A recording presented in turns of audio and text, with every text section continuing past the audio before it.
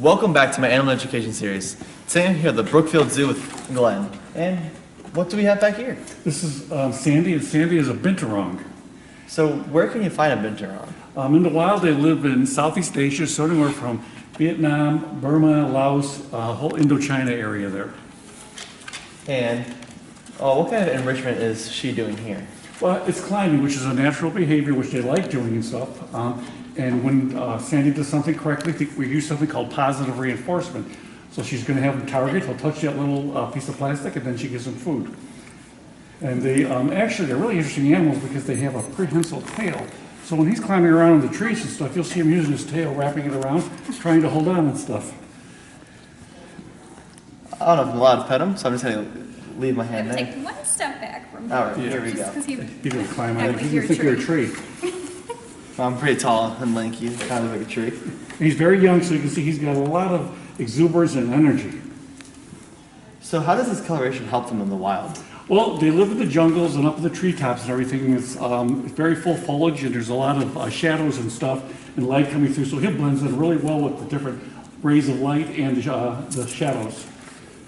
And how long do these Binturong usually live? Since you said he was pretty young. He was born this year. They'll live 15 to 20 years. I'm gonna back up a little bit so he doesn't mistake me for a tree again. And you can definitely see how he's just like pulling himself off the branches, and they're perfectly adapted for climbing. Absolutely. So what do these animals eat in the wild? They're omnivores, so they're very opportunist. So they will eat any fruits they can find, small lizards, birds, eggs, whatever's available, that's what they're going to eat. And we do a really good job of replicating that here. We also give him a prepared diet that is nutritionally complete, so make sure he's getting everything he needs. But right now, John is giving him some fruits and stuff that are some of his favorites. So how's the enclosure set up? Obviously we're not in there now. Right. To kind of promote these natural behaviors. He has all kinds of climbing apparatus in there. He also has an outside area. When it's warm enough for him to go outside, he's out there.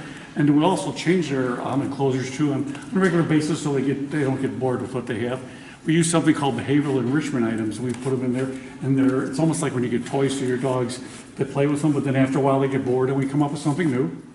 So what is their conservation status in the wild? Well, right now, per the IUCN, which is the International Union on Conservation of Nature, they're listed as vulnerable. And one of the main reasons for that is habitat loss. They live in old growth, tropical jungles, and a lot of that is being cut for forest or for farming, so they're losing a lot of their habitat.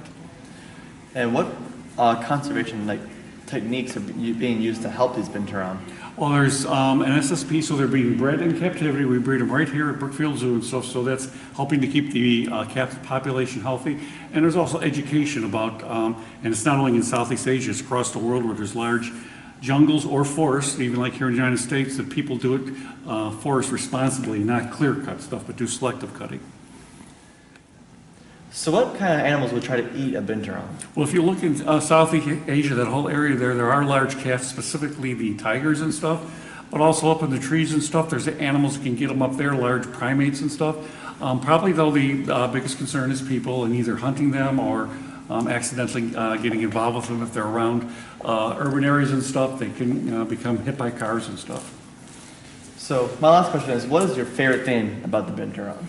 What you're just seeing right now, the energy, the way they engage in their environment, they're always checking something out and stuff, and they're just such an unusual animal, and they're extraordinarily smart. And that same energy and playfulness is why there's a lot of cuts in this video, because I keep getting distracted as he's like running around in the background. Yes.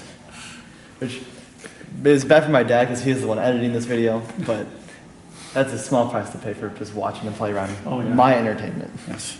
So thank you so much for telling us about the Binturong. You're welcome. And I hope you guys enjoyed this week's episode. Don't forget to leave a big thumbs up down below, subscribe to my channel, and also check out my Instagram @ColeShirk. As always, I'll see you next time.